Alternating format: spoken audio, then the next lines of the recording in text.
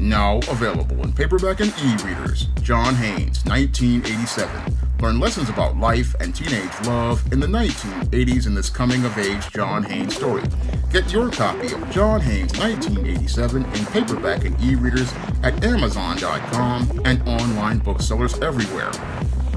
I've been hearing a lot of comments from individuals on my videos about migrants and the migrant crisis here in New York City. And some people are saying that these migrants, who were formerly called asylum seekers by the mainstream media, are being used to replace foundational Black Americans in cities like New York, Chicago, Washington, D.C., and Los Angeles. And they're saying that there's a campaign to try to push foundational Black Americans like myself out of cities like New York City, and that they want to try to replace them with these migrants, formerly called asylum seekers, and be able to have them take the place of Black people and Black communities. Now, if this is a plan, I believe it's one that's going to blow up in the face of many of these left and right politicians, because as they've gone out here with this plan, they're not really taking a critical look at what's going on in countries like the UK and the European Union. Now, the UK and the European Union were the first to try to wage this campaign to go out here and bring migrants, also known as asylum seekers, into their country around the time President Barack Obama was elected. And as they went to bring these migrants into their country, they hoped to go out here and passively go out here and bring so-called diversity to their countries, but aggressively what they wanted to do was create a permanent underclass that would be one that they could exploit to use as a cheap labor base. Unfortunately, as they've brought in many of these unskilled men into countries like the UK, France, and Sweden, they have found that bringing those migrants into their country has backfired spectacularly, and as it's backfired spectacularly, what has happened is those countries have turned into chaos. Now, a couple of months ago, there was a major riot in France over the death of a migrant at the hands of French police, and the Muslims who had taken over that country have gone out here and wreaked so much havoc that it has terrified most of the people of France. Now, that could be what could come to America if they continue on with this plan to call themselves replacing foundational Black Americans, because foundational Black Americans, while we've been in this country, we have an investment in it, and we have an investment in it because as citizens, we help build this country. That is something that flies over the head of many of the politicians on the left, the right, and the wealthy elite. It flies over their head that Black people have a stake in this country, and because we have a stake in this country, we care about where we live and where we are. However, those who come from other countries don't have the same personal investment in America, and because they don't have a personal investment in America, they really don't care about the country. Moreover, they don't care about preserving any of its history, traditions, or its culture. So going out here and replacing foundational Black Americans with other so-called minorities could be the thing that blows up in most of these politicians and the wealthy's faces, because as they look to go out here and try to establish their permanent underclass of minorities, they may be actually creating a group of invaders that may wind up threatening their national security the way they almost did with the riots that have gone on in France and the terrorism that many deal with in the UK and Sweden, where they basically cannot even go into places in their own countries. I mean, there are now no-go zones that are unofficial in countries like Sweden and the UK, and this is all due to these these campaigns to bring in illegal immigrants into the country. Now, the other thing that may wind up blowing up in many of these politicians and wealthy people's faces is the fact that many of these migrants will be given a dependency mindset. Now, most foundational Black Americans, we have an entrepreneurial mindset because we were the ones who built this country. And after the Civil War and during the Reconstruction, we were out here building Black-owned businesses. However, what has undermined us has been the saboteurs from the Blue Party and terrorist organizations like the Ku Klux Klan and all of these racists who discriminate against us and deny us job opportunities. Because most foundational Black Americans, while we were out here before the feminist movement, a lot of us had an entrepreneurial mindset and were working on building. But because of saboteurs, we have had people, again, break the spirit of many Black people by destroying our towns like Rosewood and Black Wall Street. We've had our family undermined by things like the welfare state, and we've had many of our children basically broken down by the breakdown of the Black family as Black women joined the feminist movement, and there had been no saboteurs sabotaging the Black family, we would have had an economy that would have been larger than China and Japan's and would have been a nation within a nation. And that was all again sabotaged, and many Black people learned a dependency mindset as we grew up in single mother households, but a lot of us broke out of that when we graduated high school and college like I did and are working on an entrepreneurial mindset. But when you bring migrants into a country and they have no skills at all, and then you start giving them free stuff, what you are doing is conditioning individuals to create a dependency mindset. And this was something that I saw transpire when I was growing up on welfare in Section 8. I saw a lot of people get the dependency mindset, and I also saw that dependency mindset take place in Europe and the UK with the migrants they had over there by giving them everything. And when you give individuals everything,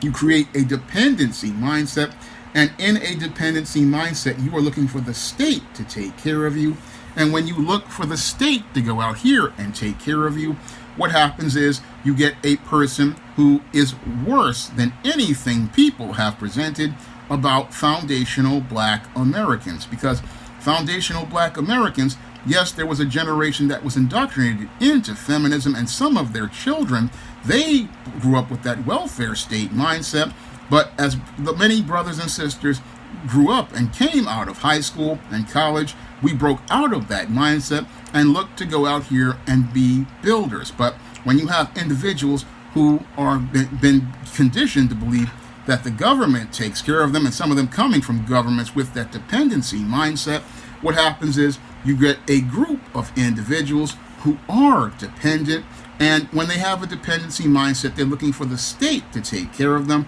and that becomes a burden for the state. And that's what we're seeing happen in cities like New York right now, where the mayor is basically overwhelmed and at his wit's end as many more of these migrants, who the mainstream media used to call asylum seekers, come into the country. And as they come into the country, they are looking to believe that they are entitled to free phones, free food, free clothes. And the whole thing is, when you create a dependency mindset, the one who wants to foster this codependent relationship in an effort to have power winds up becoming completely overwhelmed. And they become completely overwhelmed in the same way that the slave master used to become overwhelmed in the last days of the plantation system. Now, in the last days of the plantation system here in America, the codependent slave master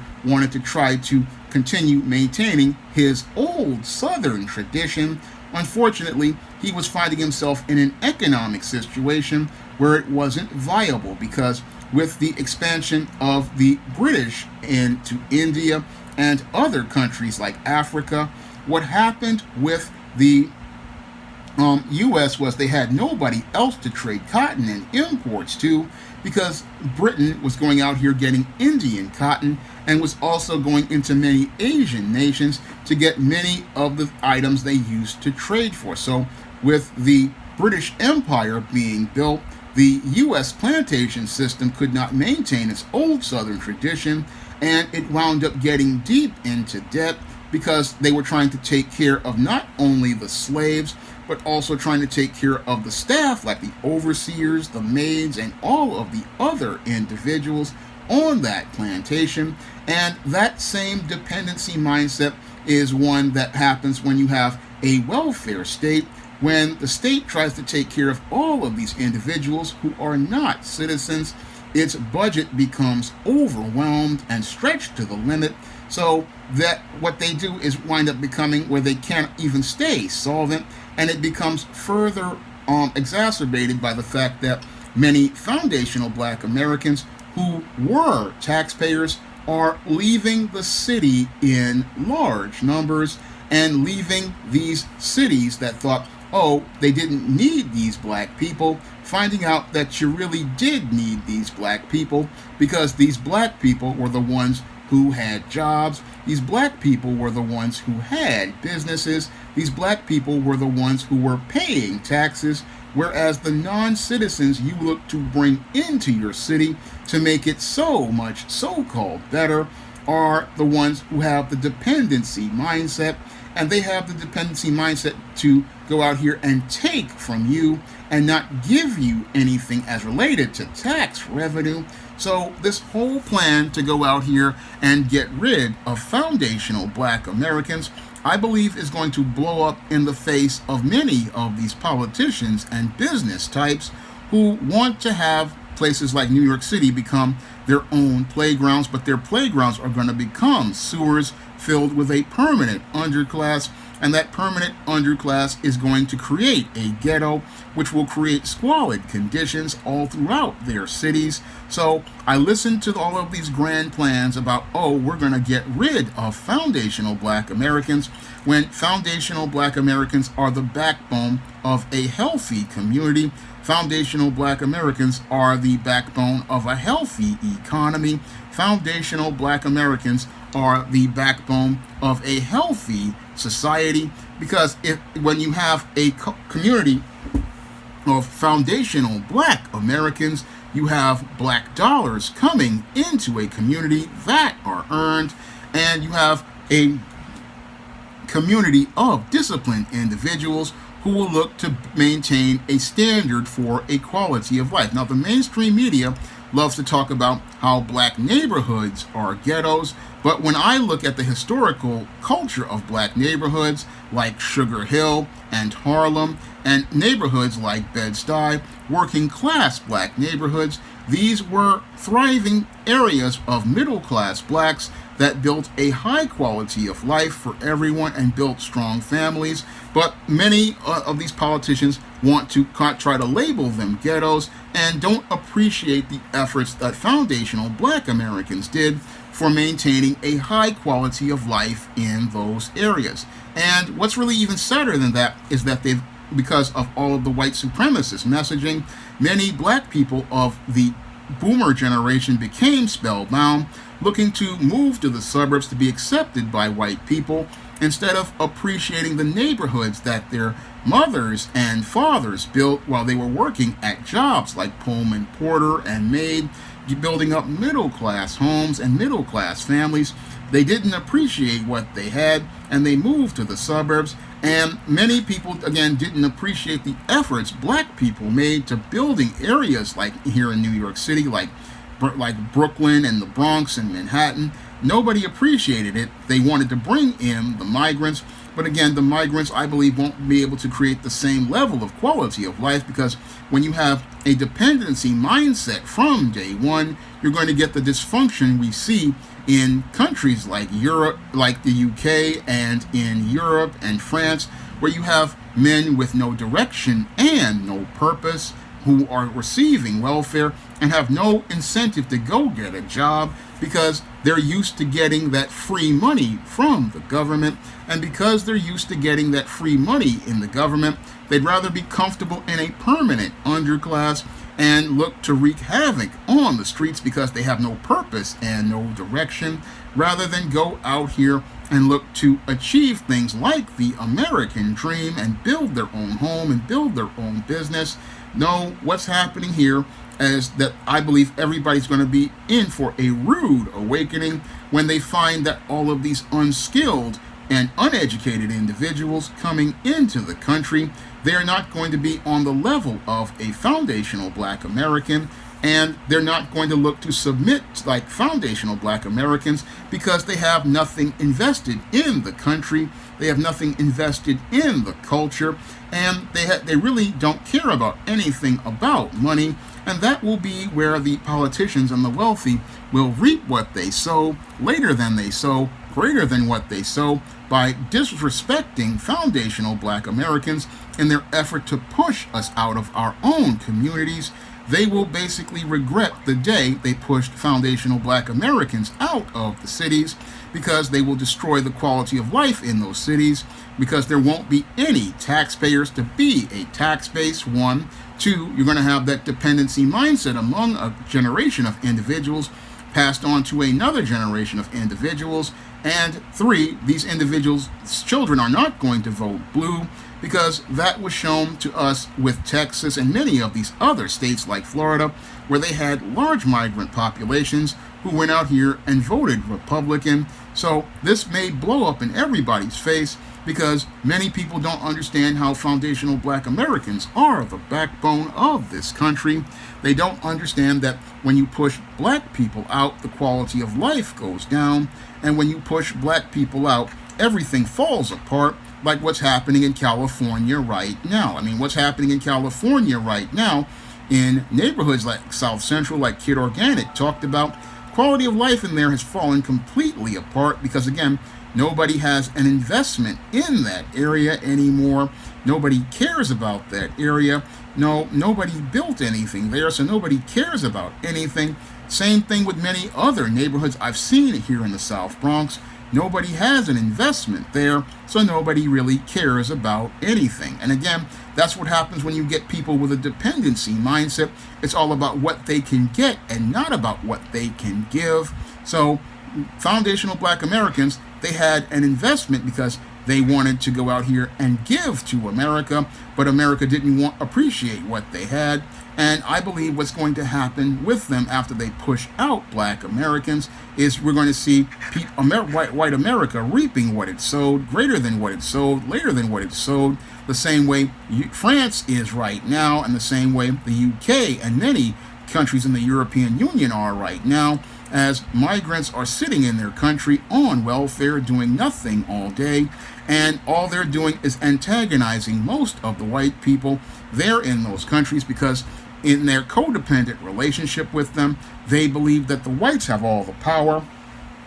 but they constantly beg the whites for everything, and that has many whites in those countries frustrated and overwhelmed. And they're frustrated and overwhelmed the same way the slave master used to be frustrated and overwhelmed, because he now has to take care of all of these adult people who are a part of the permanent underclass he established, and those people aren't going out on their own. And that can be overwhelming for an individual over time, because as you look to take care of all of those people, they become a burden to you, the same way they used to become a burden to the slave master, who was trying to preserve his codependent old Southern tradition. But his old Southern tradition was choking the life out of him and preventing him from living an abundant life. So I look at this whole situation, and again, I believe it's going to blow up in the face of all of the white supremacists who orchestrated it. You may not like Black people, you may not want Black people,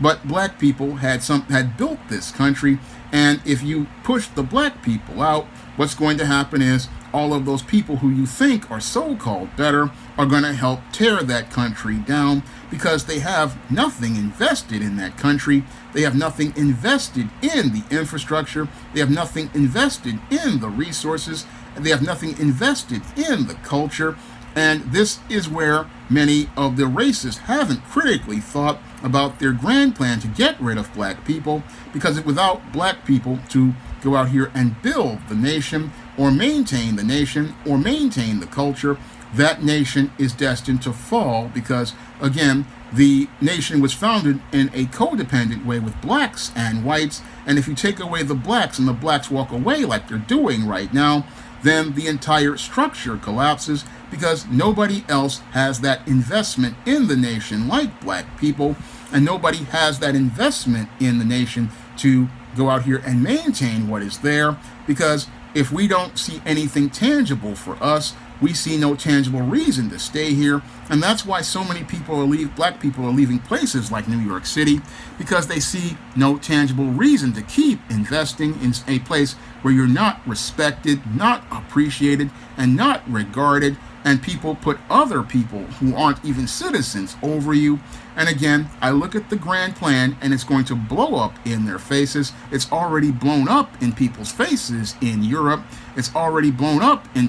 people's faces in the UK and France, and it's blown up in their face because nobody is going to make the deal to be as dependent on the country or in the codependent relationship, because nobody has anything as invested heavily in America the way black people used to have it invested in. And what black people are doing now is saying that, look, if I can't get anything for my investment, then I'm going to leave those areas, because why should I stay in an area where nothing is paying off for me? I can't get any jobs because of HR brick walls. I can't go out here and buy property because it's all cash only, and I can't get the cash because the bills eat me up. So black people just decide to leave those areas, and you have a lot of these delusional politicians and racists believing you can bring other minorities in to be like black people, but they're going to be in for a rude awakening when they find out that they're going to wind up in the same situation that the Europeans and the UK's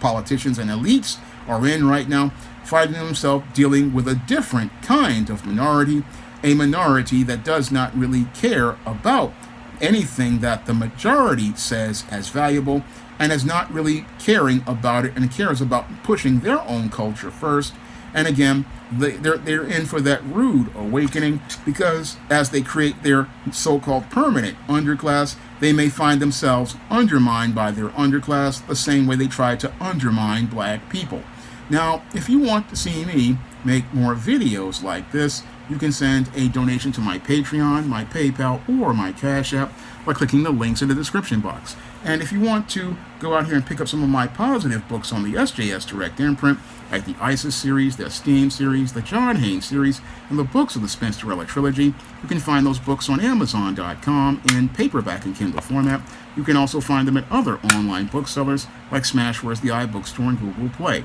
That's all I have to say for this video. You can comment, rate, and subscribe. Now available in paperback and e-readers, John Haynes, Godbreaker. The man who rules the world takes on the Asgardian god of thunder in this action-packed, all-new John Haynes series adventure. Get your copy of John Haynes, Godbreaker in paperback and e-readers at online booksellers everywhere. Support Black-owned and Black-operated digital broadcast media. www.niceradionetwork.com. Nice Radio Network, broadcasting 24 hours a day, 7 days a week.